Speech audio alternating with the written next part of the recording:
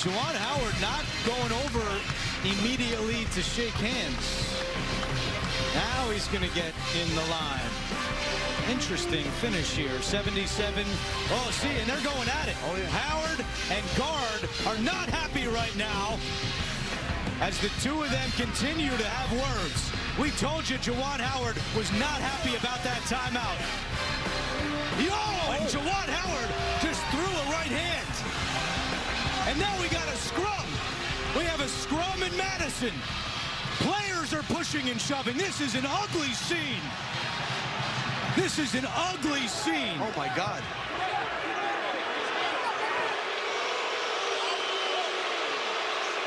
Trying to get separated, and there's no doubt it all stems from the timeout by Greg Gard. Now, that's not an excuse for this, but that is what angered Juwan Howard, and it spilled over into this.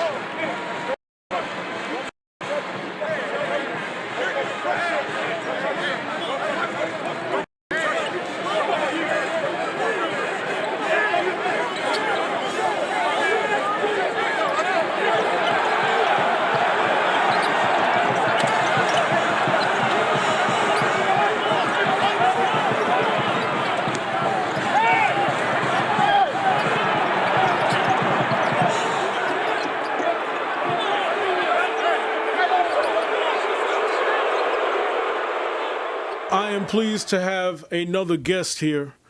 She goes by the name of Colleen Smith. We're going to talk a little sports today. How you doing? I'm good. How are you today? Colleen, what happened with Juwan Howard in Michigan basketball? I guess a quick summary from what I gathered from what I could see on television and read about is that he was upset that the Wisconsin coach called a timeout, pretty much that he had all his reserves on the floor. He called a timeout,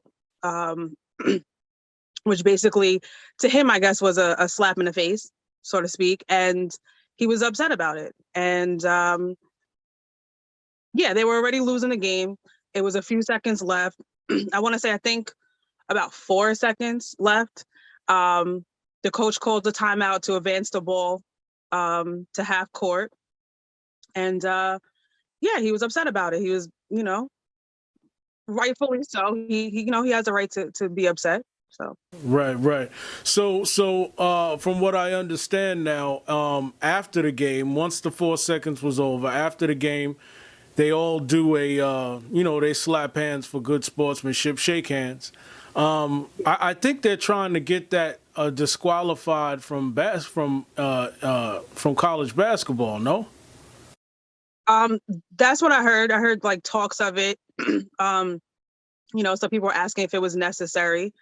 So they were basically shaking hands at the end of the game, and Juwan and the guy kind of touches Juwan Howard to kind of try to talk to him or something to that effect, and and Juwan Howard ended up telling him something, get your hands out of my face or don't touch me or something to that effect. So yeah, he was actually passing him, stating, his feelings about it and basically that he was upset. And the Wisconsin coach grabbed him to stop him, I guess, or, to intervene, seeing that he was upset about it, trying to explain his side and his case. And, Howard was still in his feelings. And he said, basically, I'll remember this. Like, I remember how, you want, almost like you want sportsmanship, but you just did that to basically slap my team in the face because we're losing, at that point. Yeah, so it was going to be probably a quick encounter, and it was. And so everybody got involved or whatever. They tried to separate the two coaches, and obviously there was some sort of a scuffle that came about, and Juwan Howard ended up hitting in the face one of the coaches. Now, it wasn't the original coach that No. he had hit in the face. I mean, that had a problem with. It was the assistant coach. Yeah, the assistant coach ended up getting hit. Right. He took the brunt of the. Of it. So my whole point in this is, though, when I didn't see the game. I'm not a big college basketball person. I love the NBA, as you know. I love sports.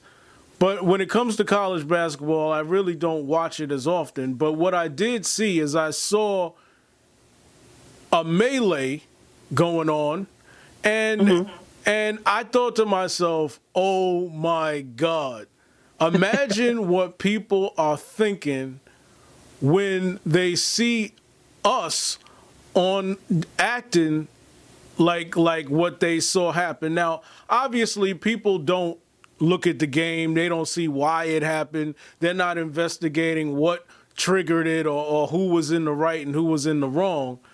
But automatically, I went back, and as you know, I know you probably remember the altercation that happened with the Detroit Pistons. That was like the first thing I thought about, literally. That was absolutely. And I thought to myself, oh, is this going to get out of hand? And how does it look to people that don't watch basketball? What was your thoughts? I mean, from my perspective, from people who don't watch it, you have to remember that you're only seeing what's put together after the fact if you didn't watch the game when it happened, right? So you already have speculation about what happened because someone is in the background piecing these items together.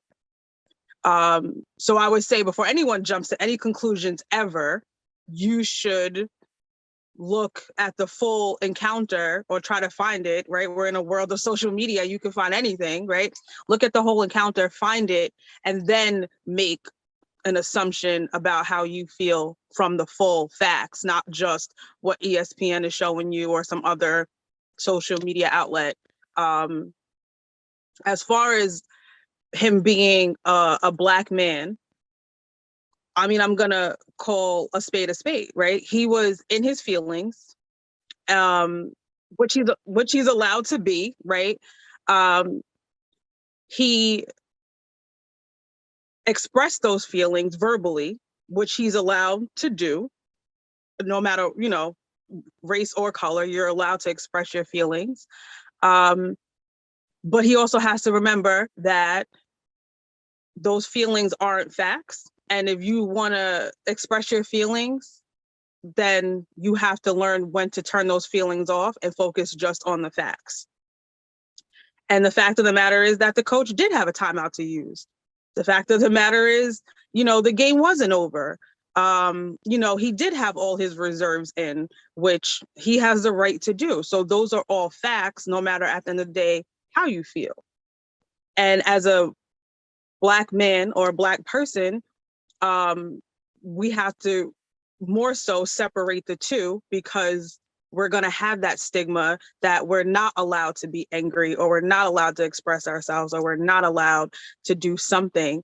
And I don't want to sit here and act like I'm going to advocate the fact that him hitting another person is okay. That's really not okay, because one, you're a professional, so you should always carry yourself as a professional. Two, you're a Black professional, so we always have to remember that we do have a representative, and sometimes our representative we might have to send to the locker room, but try not to send them to the locker room often. And three is you have other kids that are watching your behavior, which is where the mayhem kind of escalated, right? You have other young, especially Black children that are watching your behavior. So we want to make sure that if they don't have a positive Black role model in their lives and they're looking to you for that positivity, that you have to stand at a certain caliber, and you have to hold yourself accountable for your actions and your word choices. So that would be my only thing as far as him being a Black man in that situation. Right, and for people out there, they really have to, that whole thing in our society about judging people. We as a country, we have this thing about face value and judging what we see, and we all, and as a whole, this country, we also judge the aggressor, or not even the aggressor, the one who was getting the better of the fight. Yeah. A guy could not have started something. He could have been minding his business and not provoked anything. And somebody starts with him, but he ends up finishing the fight. Yeah. So I think people need to definitely search facts before they judge. Yeah. And I've said this in plenty of conversations since this happened. Although he was not right in how he finished, he did not start it. He has a right to be upset. He has a right to be in his feelings. He has a right to express that verbally. And he was walking past the coach. He didn't walk up to him. He didn't,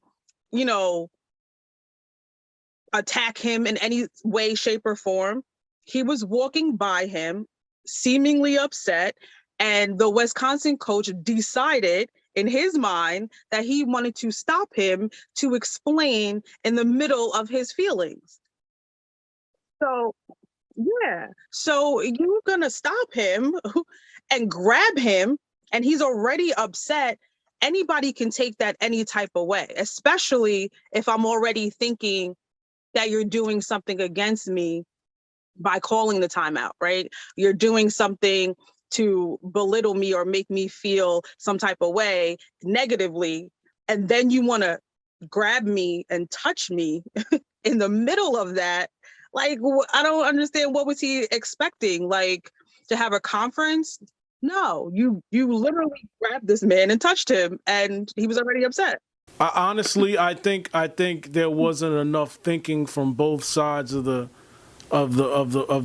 situation, and obviously, I bet both men feel like they could have done something better in that. Here's the thing on that, right? I'm sorry, I didn't mean to interrupt you. Here's the thing on that, and here's what makes me more upset is that they laid down some type of punishment, we'll call it, right at this point. So Juwan Howard is suspended for 5 games. So I think that probably takes him out the rest of the season, if I'm not mistaken.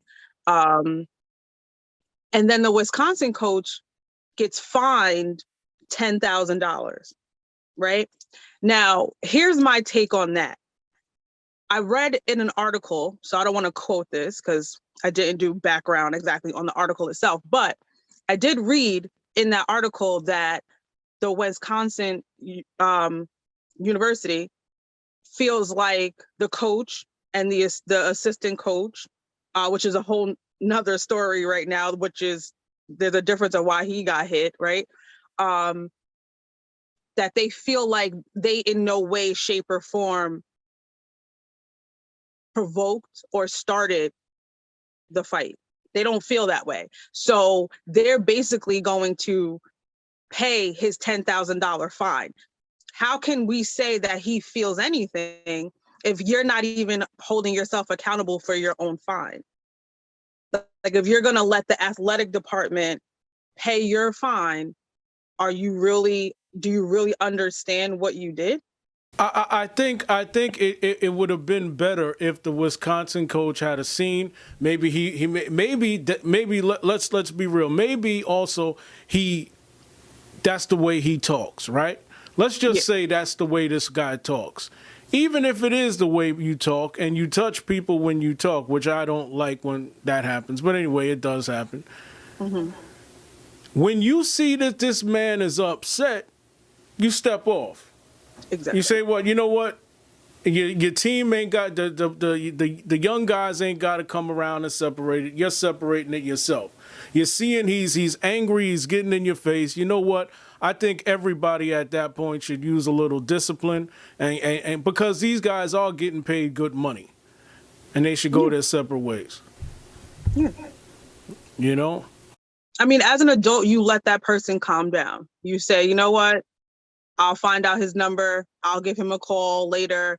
I'll discuss, so we don't have any bad blood or whatever the case is. That's not a moment, again, for him and his, his boys as well, his team, they're looking up to him too as a professional figure. So you stopping to try to explain, like, this is not a bar situation, right? This is not, oh, I didn't mean to take your parking spot and I want to explain while I'm parked here. Like, this is not that situation. This is a professional situation for head coaches. This is a collegiate situation where we expect that these young men still are carrying themselves to a certain caliber. So at the end of the day, you meet there to show sportsmanship, right? Because that's still a thing at the end of the day. I don't know when that stopped being the thing.